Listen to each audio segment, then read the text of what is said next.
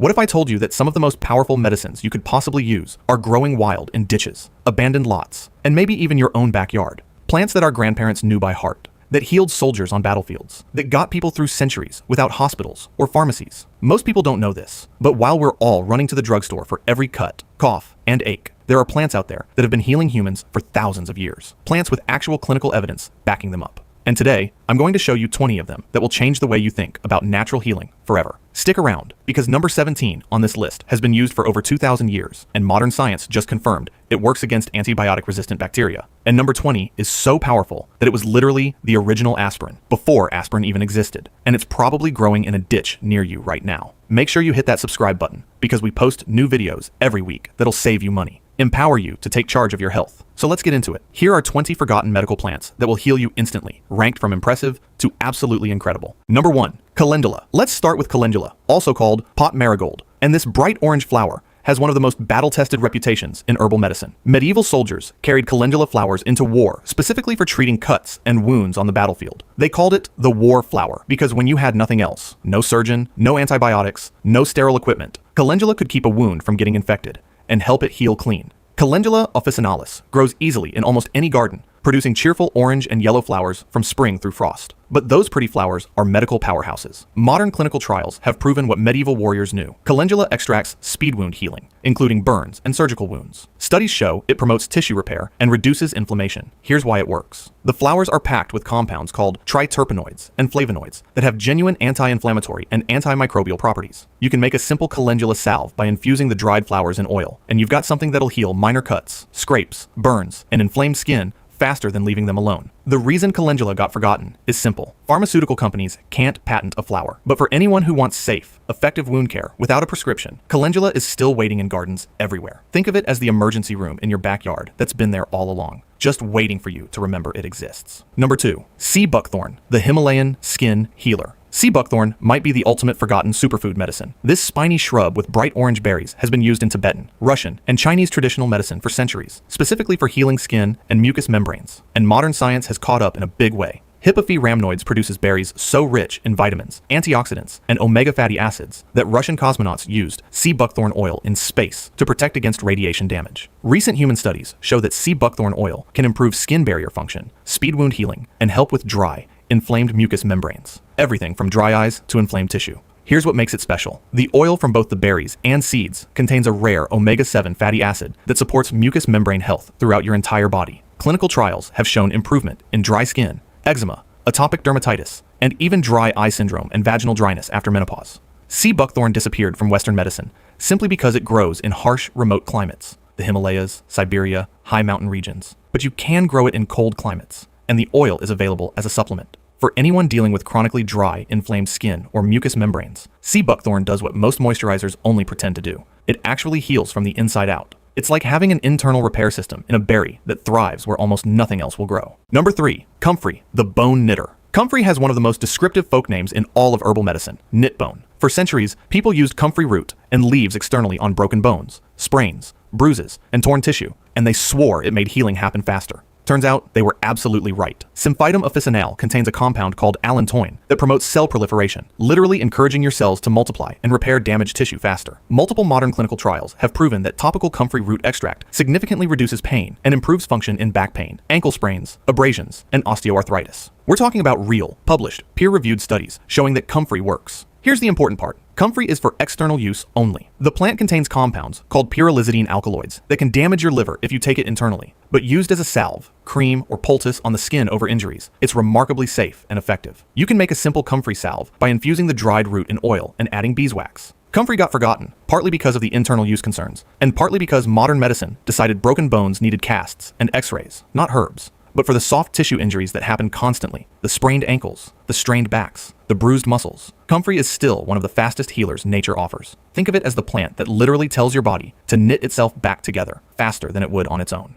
Number 4, Mullein, the lung cleaner. Mullein is that tall plant with fuzzy leaves and a spike of yellow flowers that you've probably seen growing in vacant lots and along roadsides. And for hundreds of years, it was the go-to remedy for any kind of lung congestion, coughs, bronchitis, asthma, chest colds with thick mucus. Verbascum species were used so commonly for respiratory problems that herbalists called it the lung's best friend. The leaves contain compounds called saponins that act as natural expectorants, helping you cough up mucus instead of letting it sit in your chest and turn into an infection. Recent reviews confirm mullein's anti-inflammatory and antimicrobial effects on the respiratory system. Here's how people used it traditionally. They'd make a tea from the dried leaves, strain it carefully through cheesecloth to remove the tiny hairs, and drink it 2 or 3 times a day when they had a chest cold. Some people smoked the dried leaves for asthma, though that's less common now. The flowers were also infused in oil for ear infections. Mullein disappeared from mainstream use because we developed cough syrups and decongestants, but those often just suppress the cough without actually helping you clear the infection. Mullein helps your lungs do what they're trying to do, get the junk out, and it does it without the side effects of pharmaceutical expectorants. If you've got a chest full of mucus and a cough that won't quit, mullein is still growing wild, still free, and still working exactly the way it has for centuries. It's like having a maintenance crew for your lungs that's been on call this whole time, just waiting for you to remember to ask for help. Number 5. Plantain Weed, the trailside first aid kit. This is the plant that literally everyone has walked past 1,000 times and never noticed. Plantain weed, not the banana-like fruit, but the low-growing weed with oval leaves and thin flower spikes, grows in lawns, trails, and disturbed soil everywhere, and it's one of the most reliable first aid plants on Earth. Plantago major was called white man's footprint by Native Americans because it seemed to grow everywhere European settlers walked. But they quickly learned that this humble weed could treat cuts, burns, insect bites, and infections better than almost anything else readily available on the trail. Modern research backs this up completely. Studies show plantain has genuine wound healing, anti-inflammatory, and antimicrobial effects. A clinical trial in Iran found that plantain ointment improved healing of second-degree burns better than standard treatment. The leaves contain compounds that soothe inflammation, stop minor bleeding, and fight infection. Here's the traditional use. You'd take a fresh leaf, chew it briefly to break down the cell walls, or just crush it, and apply it directly to a cut, sting, or bite. Within minutes, the pain and swelling would start to decrease. You can also make a strong tea of the dried leaves to wash wounds, or soak in for skin problems. Plantain got forgotten because it's a weed. It's common. It's everywhere. We've been trained to think that medicine should be rare and expensive, not growing in the cracks of our sidewalks. But for minor injuries, insect stings, and small burns, plantain is immediate, free, and incredibly effective. Think of it as the emergency room that literally follows you wherever you go, just waiting at your feet for the moment you need it. Number 6. Yarrow, the soldier's herb. Yarrow contains compounds that genuinely shorten bleeding time and promote clotting. Studies show it has hemostatic effects, meaning it stops bleeding, plus anti-inflammatory and wound healing properties. Soldiers throughout history carried dried yarrow to pack into wounds, and for good reason, it worked. The plant grows wild across North America and Europe, producing clusters of tiny white or pink flowers on tall stems. The whole aerial part of the plant is medicinal. You can make a tea for internal use to reduce fever and inflammation, or apply crushed fresh leaves directly to cuts and scrapes to stop bleeding and prevent infection. Here's what makes yarrow special. It's both a hemostatic, stops bleeding, and a vulnerary, heals wounds. Most plants do one or the other, but yarrow does both. Traditional herbalists also used it for fevers, digestive complaints, and as a bitter tonic. Yarrow got forgotten simply because we developed synthetic clotting agents and antiseptics. But for anyone hiking, camping, or working outdoors, knowing that yarrow grows nearby and can stop a bleeding cut in minutes is genuinely valuable knowledge. It's like carrying a medic in your pocket, except the medic grows wild and free everywhere you look. Number 7. Self-heal, the appropriately named miracle. The plant is literally called self-heal, or heal-all, which tells you everything you need to know about how our ancestors viewed it. Prunella vulgaris was used for virtually any kind of wound, sore throat, mouth ulcer, or inflamed tissue, and people trusted it enough to give it the most confident name in herbal medicine. Modern research is validating that confidence. Reviews show that self-heal has genuine wound healing properties, anti-inflammatory effects, and even disrupts bacterial biofilms, those protective layers that bacteria create that make infections harder to treat. Traditional uses included gargling for sore throats, applying crushed leaves to wounds, and drinking tea for internal inflammation. Self-heal grows low to the ground in lawns and meadows, producing purple flower spikes that bees love. The whole plant is medicinal. You can make a strong tea to use as a mouth rinse for canker sores or sore throats, or apply crushed fresh leaves to minor cuts and scrapes. Here's what's fascinating. Self-heal works on mucous membranes particularly well. That means it's excellent for mouth ulcers, sore throats, and inflamed tissue in the mouth and throat, places where applying medicine is tricky. A simple tea used as a gargle can bring relief within hours. Self-heal disappeared from mainstream use simply because it's another common weed that pharmaceutical companies couldn't monetize. But for mouth and throat problems, it's still incredibly effective and safe. Think of it as the plant that took healing so seriously, it literally made it part of its identity. Number 8. Agrimony, the throat soother. Agrimony is one of those plants that medieval herbalists absolutely loved, particularly for anything involving the mouth, throat, or digestive tract. Agrimonia eupatoria produces tall spikes of tiny yellow flowers and has a long history as a gargle for sore throats and a tea for mild diarrhea and digestive upset. Reviews of traditional use describe agrimony water extracts being used for airway inflammation, pharyngitis, tonsillitis, laryngitis, as well as urinary problems, digestive issues, and chronic wounds. The plant contains tannins, which have natural astringent properties that tighten and tone inflamed tissue. Here's how it was used traditionally. A strong tea of the dried aerial parts would be made and used as a gargle several times a day for sore throats and mouth inflammation. The same tea could be drunk for mild diarrhea or digestive upset, where the astringent tannins help tone the gut lining. Agrimony grows wild in meadows and along woodland edges, producing cheerful yellow flower spikes in summer. The whole above-ground plant is harvested and dried for tea. It has a mild, slightly bitter taste that's actually quite pleasant. The plant got forgotten, partly because modern medicine has more aggressive treatments for throat infections, and partly because people don't make herbal gargles anymore. But for mild sore throats, especially the kind that come with post-nasal drip and irritation, Agrimony is gentle, effective, and soothing. It's like having a throat lozenge that actually heals instead of just numbing. Number 9. White Horehound, the original cough drop. Before there were cough drops, there was Horehound candy. White Horehound, Marubium vulgar, was so effective for coughs that people literally made it into candy and lozenges, and it was sold in every pharmacy and general store well into the 1900s. Horehound is a classic expectorant. It helps you cough up mucus and clear congestion. Herbal monographs describe it for productive coughs and bronchitis, and it's still used in some European cough syrups and throat lozenges. The plant contains a compound called Marubium that stimulates bronchial secretions and helps break up congestion. The plant grows as a bushy perennial with fuzzy gray-green leaves and small white flowers. The whole aerial part is harvested and dried. Traditionally, people made a strong tea, sweetened with honey, or they'd make actual Horehound candy by boiling the tea down with sugar. Here's what makes Horehound different from cough suppressants. It doesn't stop your cough. Instead, it makes your cough more productive, helping you actually clear the infection out of your lungs, instead of just suppressing the symptom. That's genuine healing, not just symptom management. White Horehound disappeared from mainstream use when synthetic cough medicines took over the market, but those often come with side effects and don't necessarily help you heal faster. Horehound is still growing in herb gardens everywhere, still safe, and still turning stubborn coughs into productive clearing. Think of it as the cough drop that actually wants you to get better, not just stop bothering people around you. Number 10. Boneset, the flu fighter. Now we're getting into the really powerful ones. Boneset, Eupatorium perfoliatum, was so famous as a flu remedy in the 1800s that practically every household kept dried boneset on hand for when the inevitable fever and body aches hit. It was called Boneset because the deep muscle aches of flu were called breakbone fever, and this plant seemed to cure them. Boneset was one of the most important medicines during the great influenza epidemics of the 19th century. People would make a hot tea of the dried leaves and flowers and drink it at the first sign of flu. Fever, chills, deep aching, exhaustion. Ethnobotanical sources describe it as a febrifuge, fever reducer, and immune stimulant. Though robust modern clinical trials are still lacking, the plant grows in wet meadows and along streams, producing flat clusters of white flowers in late summer. The whole aerial part is harvested when flowering. The tea is intensely bitter. Some say it's one of the most bitter medicinal teas, but that bitterness was seen as part of what made it work. Here's the traditional use. At the very first sign of flu symptoms, you'd drink a hot cup of Boneset tea, get into bed, and sweat it out.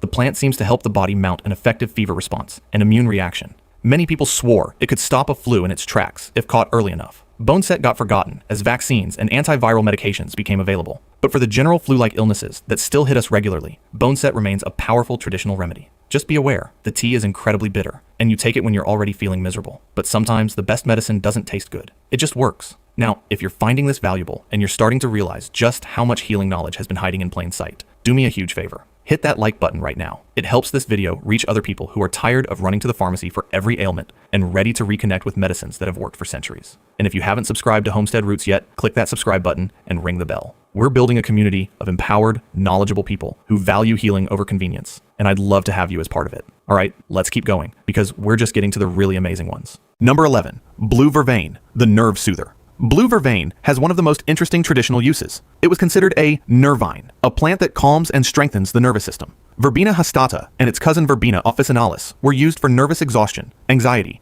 tension headaches, and insomnia, basically all the stress-related problems that we're dealing with more than ever today. Traditional herbalists described Vervain as a remedy for people who are wound too tight, overthinking, tense, unable to relax or sleep. Modern herbal sources and some animal research suggest Vervain has genuine anxiolytic, anti-anxiety effects, helping to calm nervous tension without sedating you. The plant grows wild in wet meadows and ditches, producing tall spikes of tiny purple-blue flowers. The whole aerial part is harvested and dried for tea. The taste is quite bitter, so it's often combined with more pleasant herbs or sweetened with honey. Here's how it was traditionally used. A cup of Vervain tea in the evening to help wind down from stress and prepare for sleep, or during the day for people dealing with nervous tension and anxiety. It doesn't knock you out like sleeping pills. It just helps your nervous system relax and reset. Vervain got forgotten as pharmaceutical anxiety medications and sleep aids took over, but those often come with dependence, side effects, and rebound problems. Vervain offers a gentler approach for mild to moderate stress and tension, not strong enough for severe anxiety, but perfect for everyday stress that builds up. Think of it as the friend who puts a hand on your shoulder and says, it's okay to relax now. Number 12, Elecampane, the deep lung tonic. Elecampane is where herbal medicine gets serious about respiratory healing. Inula helenium was the remedy herbalists reached for when someone had a deep, stubborn lung infection, the kind of wet, productive cough that just won't quit, chronic bronchitis, or lingering chest congestion after pneumonia. The root of elecampane contains compounds called sesquiterpene lactones that have expectorant, antitussive, cough-calming, and antimicrobial effects. Reviews describe it for chronic cough, asthma, and lung disease, and recent research confirms antimicrobial activity against respiratory pathogens. Elecampane grows as a tall perennial with huge leaves and sunflower-like yellow flowers. The thick roots are harvested in fall, dried, and used in decoctions, long simmered teas, or tinctures. The taste is complex, slightly bitter, warming, aromatic. Here's the traditional approach. For deep lung problems, you take elecampane in small, frequent doses over weeks or even months. It's not a quick fix. It's a deep lung tonic that helps your respiratory system heal and strengthen. Herbalists often combined it with other lung herbs for stubborn respiratory infections. Elecampane disappeared from common use, partly because it requires patience. It works slowly and deeply, rather than giving instant relief, and partly because antibiotics seemed like faster solutions. But for chronic, lingering respiratory weakness, elecampane still offers something antibiotics don't: genuine healing and strengthening of lung tissue. It's the plant that doesn't just fight the infection, it rebuilds the battlefield. Number 13, toothache plant, the instant numbing herb. This one lives up to its name in the most dramatic way possible. Toothache plant, Spilanthes, or Acmella species, contains a compound called spilanthol that creates an instant tingling, numbing sensation in your mouth. Chew a fresh flower or leaf, and within seconds, your whole mouth goes numb. Traditional healers use this for exactly what you'd think: toothaches, but also mouth ulcers, sore throats, and any painful oral condition. Reviews confirm local anesthetic and analgesic effects, and it's still used in some traditional medicine systems for oral pain. The plant grows as a small annual with yellow and red cone-shaped flowers that look like tiny spaceships. The flowers have the strongest numbing effect, but the leaves work too. You can grow it easily in warm climates or containers.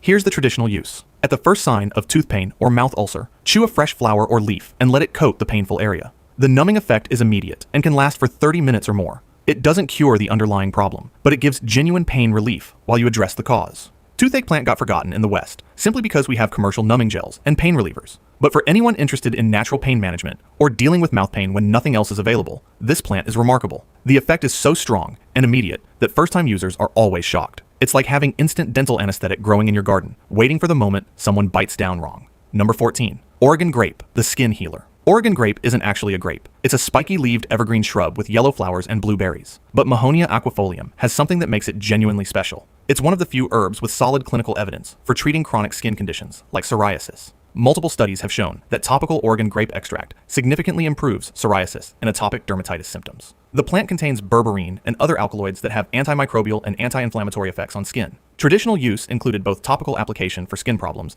and internal use for digestive issues. The bright yellow inner bark of the roots and stems is the medicinal part. You can make a salve or cream from it, or find commercial Oregon grape products specifically formulated for psoriasis. The effect isn't instant. You need to use it consistently for weeks, but the improvement can be significant. Here's what makes this important. Psoriasis and eczema are chronic, frustrating conditions that don't respond well to most treatments. Oregon grape offers a botanical option with actual clinical backing, not just traditional use, but modern studies showing real improvement. Oregon grape got forgotten simply because it grows in the Pacific Northwest and wasn't widely available elsewhere until recently. But for anyone dealing with chronic, scaly, inflamed skin conditions, it's worth seeking out. Think of it as the plant that modern dermatology is quietly admitting actually works. Number 15, yellow dock, the liver and digestion ally. Yellow dock is one of those alterative herbs. Old-fashioned herbalists called them blood purifiers, but what they really meant was herbs that help your body process and eliminate waste more efficiently. Rumex crispus root has been used for centuries for sluggish digestion, constipation, and skin problems that seem connected to poor elimination. The root is rich in bitter compounds and anthraquinones that stimulate bile production and digestive function. Modern herbal reviews link yellow dock with supporting liver function, improving digestion, and helping with chronic skin issues that respond to better internal cleansing.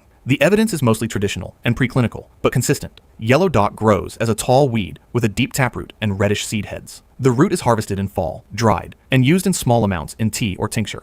The taste is quite bitter and astringent, which is part of what makes it effective. That bitterness triggers digestive responses. Here's the traditional approach. Small, regular doses of yellow dock root to improve digestion, relieve constipation, and support the liver's detoxification work. Over time, many people found that stubborn skin problems cleared up as their digestion improved, because skin often reflects internal health. Yellow dock got forgotten, as laxatives and liver medications became the standard approach, but those often force the body to respond, rather than supporting natural function. Yellow dock works more gently, helping your body do what it's supposed to do. It's the plant that doesn't do the work for you. It reminds your body how to do it itself. Number 16. Usnea, the wilderness antibiotic. Usnea isn't technically a plant. It's a lichen that grows hanging from trees like pale green hair, which is why it's called old man's beard. But this humble lichen has remarkable medicinal properties that make it one of the most important wilderness first aid remedies. Usnea species contain usnic acid and related compounds that have strong antimicrobial activity. Recent reviews show effectiveness against bacteria, including some antibiotic-resistant strains. Traditional use was primarily topical, crushing fresh Usnea and applying it to wounds and infections, or making a tincture to use as an antiseptic wash. You can find Usnea hanging from trees in relatively unpolluted areas, especially in the Pacific Northwest and mountain regions. It's slow-growing and should be harvested sustainably. Take only what's already fallen or clip small amounts from healthy trees. The lichen is prepared as a tincture, alcohol extract, for best medicinal effect. Here's the traditional wilderness use.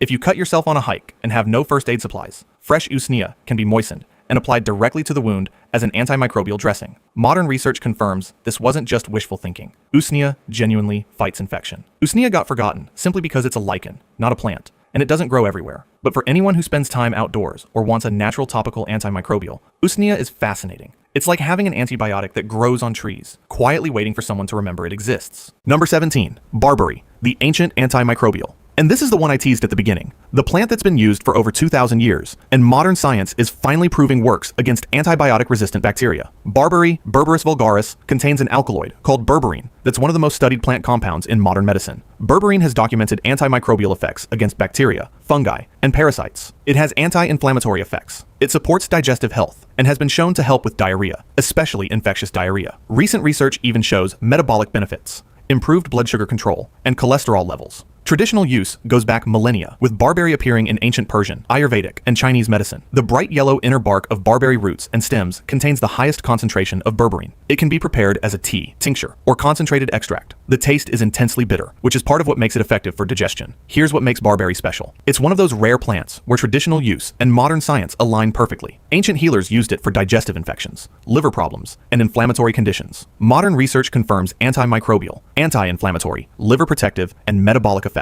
The evidence is there. Barberry got forgotten in the West, partly because the shrub is thorny and aggressive, and partly because synthetic antibiotics seemed more reliable. But with antibiotic resistance becoming a serious problem, berberine-containing plants like barberry are getting a second look. It's the ancient medicine that's becoming cutting edge again, because we're finally running out of alternatives. Number 18. Red clover, the field medicine flower. Red clover is so common that most people think of it as just another lawn weed, but Trifolium pratense has been used medicinally for centuries, particularly for skin conditions, inflammation, and women's health issues. Recent studies have validated several traditional uses. Red clover contains isoflavones, plant compounds that have mild estrogenic effects. Research shows benefits for menopausal hot flashes, and traditional use includes topical application for skin healing and internal use for chronic skin conditions like eczema and psoriasis. The flowers also have anti-inflammatory properties. You can harvest the flower heads from clean areas, not treated with chemicals, dry them, and make tea. The taste is mild and slightly sweet. Some people also make infused oils for topical use on skin problems. Here's the traditional approach.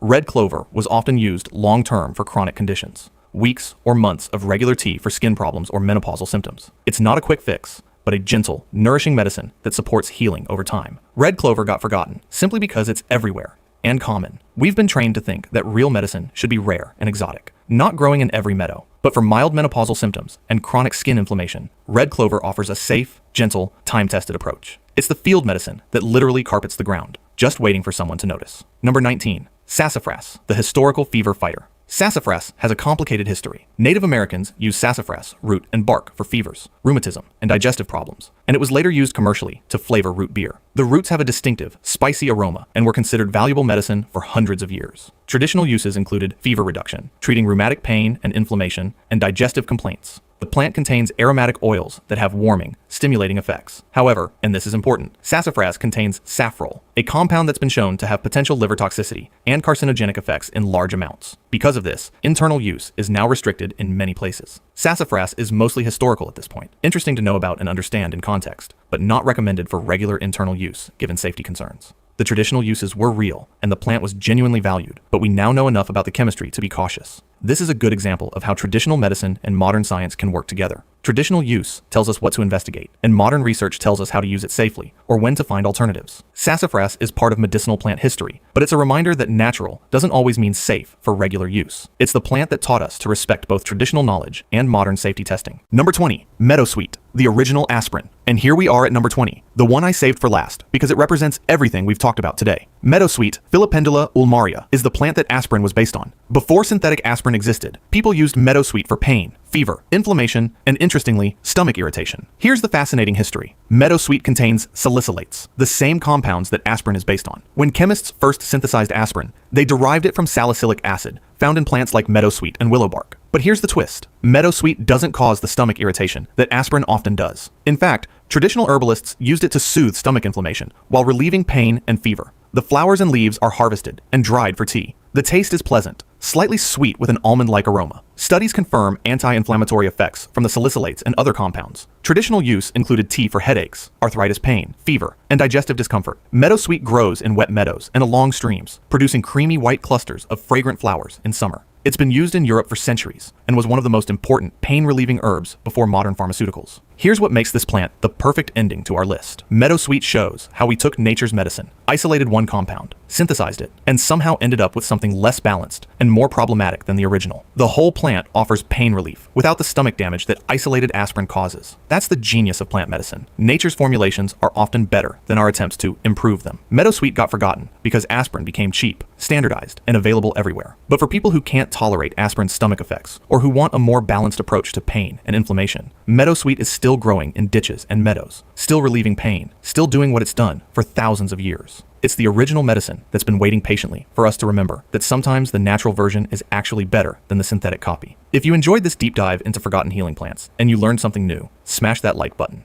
It really helps the channel grow and helps other people discover these incredible plants. Drop a comment below and tell me which plant you're most excited to try. Are you Team Wound Healers? Team Respiratory Remedies? Team Traditional Pain Relief? I read every comment, and I love hearing from you. And if you haven't subscribed to Homestead Roots, what are you waiting for? Hit that subscribe button and ring the notification bell so you never miss a video.